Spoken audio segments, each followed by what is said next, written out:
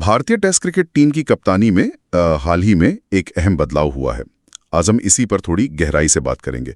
Focus रहेगा जसप्रीत बुमराह और शुभमन गिल पर। कैसे एक ने मतलब बुमराह ने कप्तानी की दौड़ से खुद को अलग किया और गिल को ये बड़ी जिम्मेदारी मिली। हमारे पास इस पूरी चयन प्रक्रिया और इसके पीछे की जो सोच है उस पर कुछ अंदरूनी जानकारी है। सवाल सिर्फ ये नहीं कि क्या हुआ, बल्कि ये भी कि ऐसा क्यों हुआ। चलिए समझते हैं इसे। हाँ, और ये मामला सिर्फ एक आप कह सकते हैं कप्तान बदलने जितना सीधा नहीं है। इसमें खिलाड़ी का वर्कलोड मैनेजमेंट है, टीम की भविष्य की रणनीति है और शायद खिलाड़ियों की बदलती प्राथमिकताएं वो भी शामिल हैं। बिल्कुल।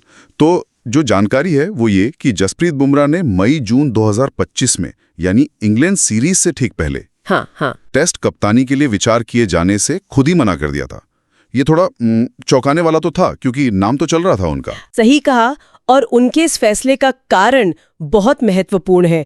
उन्होंने अपनी वो जो पुरानी पीठ की समस्याएं हैं उनको ध्यान में रखते हुए और कप्तानी की जो अतिरिक्त जिम्मेदारियां हैं उसके बोझ से बचने के लिए ये एक कदम उठाया। हाँ, देखिए, बुमराह सिर्फ एक गेंदबाज नहीं है, वो एक तेज गेंदबाज है और तीनों फॉर्मेट खेलते हैं, मल्टी फॉर्मेट प्लेयर। सही। उनके लिए शारीरिक और मानसिक बोझ वो पहले ही बहुत ज्यादा होता है। हाँ, ये समझना जरूरी है। कप्तानी सिर्फ मैदान पर फैसले लेना ही तो नहीं है, उसमें मीटिंग्स हैं, मीडिया है, रणनीति बनाना, ये सब कुछ है। और जब आपका मुख्य काम यानी तेज गेंदबाजी वो शरीर पर इतना भारी पड़ता हो, खासकर जब आपकी पीठ की चोटों का इतिहास रहा हो, बिल्कुल, तो ये डबल ड्यूटी जैसा हो जाता है। एकदम सही कहा। उनकी जो पुरानी स्ट्रेस फ्रैक्चर की समस्याएं हैं वो तो सब जानते हैं। ऐसे में टेस्ट मैच में लंबे लंबे स्पेल डालना और साथ ही कप्तानी का दबाव झेलना, ये शायद उनके शरीर और प्रदर्शन दोनों के लिए ठीक नहीं होता।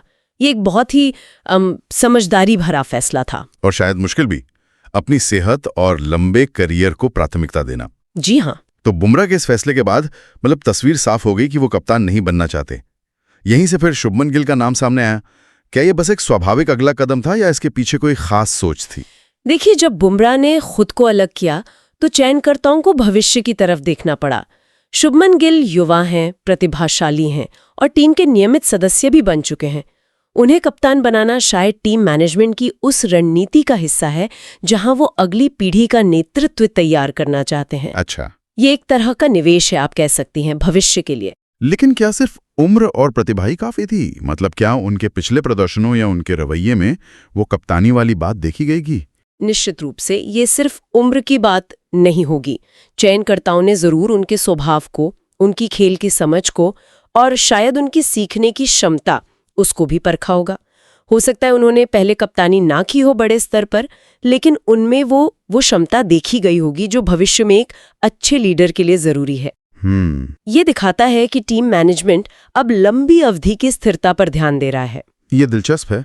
तो गिल अब कप्तान हैं, पर बुमराह का क्या? वो तो अब भी टीम के सबसे महत्वपूर्ण गेंदबाजों में से एक हैं।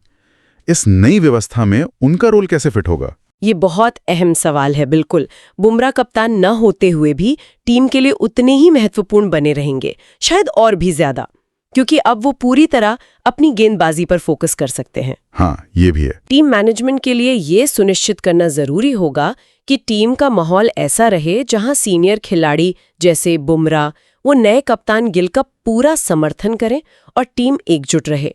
ये खिलाड़ी प्रबंधन का एक अहम पहलू है। तो मतलब साफ है बुमराह ने अपनी फिटनेस और लंबे करियर को देखते हुए एक बड़ा फैसला लिया जी, जिससे शुभमन गिल के लिए कप्तानी का दरवाजा खुला, जिसे चयनकर्ताओं ने भविष्य की ओर एक कदम के तौर पे देखा। बिल्कुल, मोटी बात यही निकल कर आती है। बुमराह का वर्कलोड और फिटनेस मैनेजमेंट वो उनकी प्राथमिकता थी, खासकर एक मल्टी फॉर्मेट तेज गेंदबाज होने के नाते। नतीजा ये हुआ कि शुभमन गिल को भविष्य के लीडर के तौर पर तैयार करने के लिए कप्तानी सौंपी गई और बुमराह अपनी गेंदबाजी पर ध्यान केंद्रित करेंगे। ये सब इंग्लैंड सीरीज 2025 से पहले तय हुआ। तो ये थी पूरी कहानी बुमराह के फैसले और गिल की नियुक्ति के पीछे की। एक तरफ एक अनुभवी खिलाड़ी का अपने शारीरिक सीमाओं को समझना और दूसरी तरफ टीम मैनेजमेंट का भविष्य के लिए योजना बनाना। और इस पूरी बातचीत से एक बड़ा सवाल जरूर उठता है। अगर बुमराह जैसे शीर्ष खिलाड़ी को अपने वर्कलोड को संभालने के लिए कप्तानी जैसी अहम जिम्मेदारी से पीछे हटना पड़ रहा है, तो ये आजकल के क्रिकेट में, जहां खिलाड़ी लगातार तीनों फॉर्मेट खेलते हैं, उन पर बढ़ते दबाव और शायद उनकी बदलती प्राथमिकताओं के बारे में क्या इशारा करता है, इस पर सोचने की जरूरत है।